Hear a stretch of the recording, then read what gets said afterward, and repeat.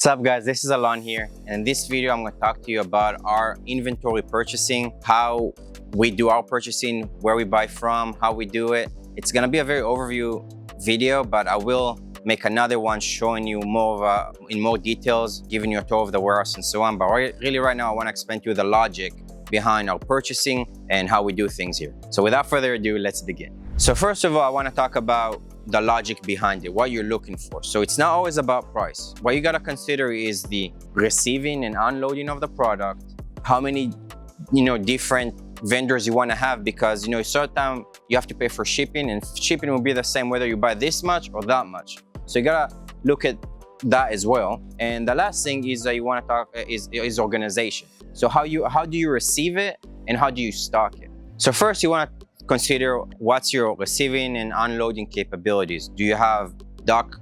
Do you have forklift? Those things make a difference whether certain vendors could be a solution for you, because there's things that cannot be delivered with a lift gate. It's very important that you know what you're gonna do. Now I will take also this opportunity to say that this is a video that might not be relevant for people that buy from the DCs, like the AMR or Clope or whatever DCs, and you go pick up every time. This is for people that have warehouse and do ship direct.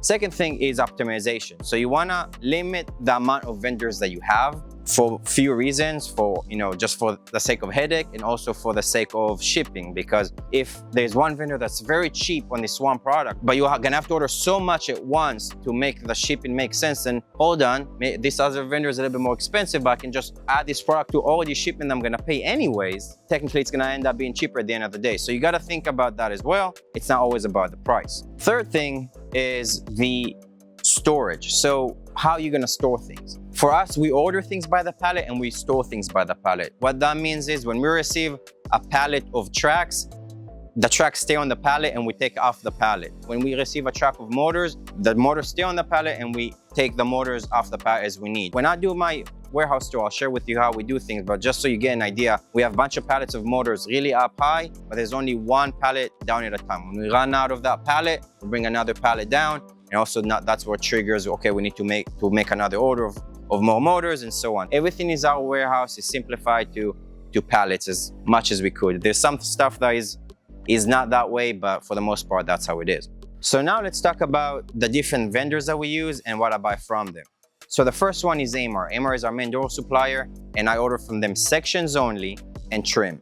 By doing sections only, if you want to get the big picture behind it, is when you order a complete door and you order 50, 60 a week, when you receive a truck, you have a pallet with a bunch of mixed spring, you have a pallet of a bunch of mixed tracks, you're gonna have a pallet of a bunch of mixed hardware boxes, and so on. It takes time to separate them from the pallet, and then you gotta organize them, versus if you think about it, when you order a pallet of everything the same, then it's just a matter of moving pallets around. Second vendor, overseas supplier.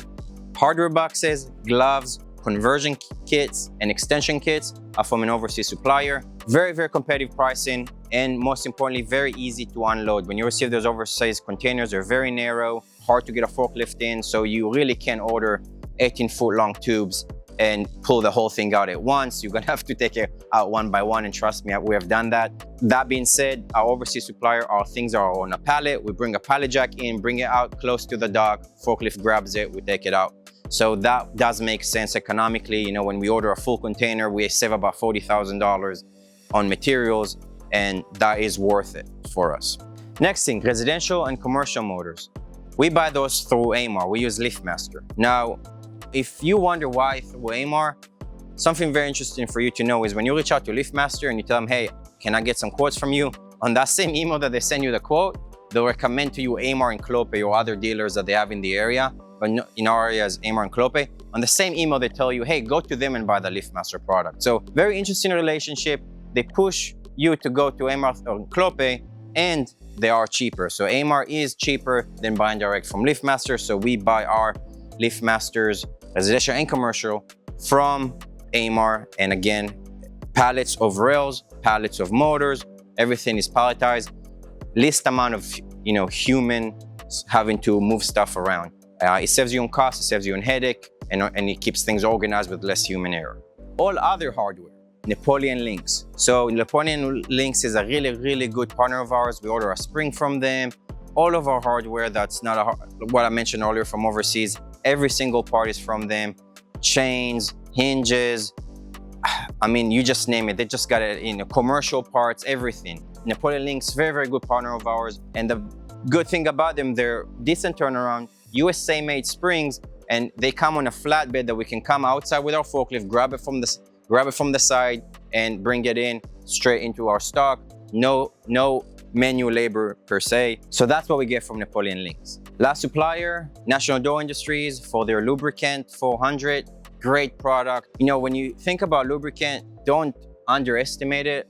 Good lubricant can mean less callbacks, less customer complain about noise and so on. So don't cheap out on lubricant. And we use National Door Industries and we use private label. So if you order a pallet or is it 50 something boxes, you get to give them your logo and no extra charge. They'll make that bottle with your color and your logo. Still similar design at a really, really great price.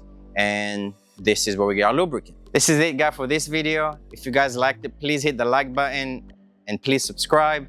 I'm gonna try to make this content as good as I can.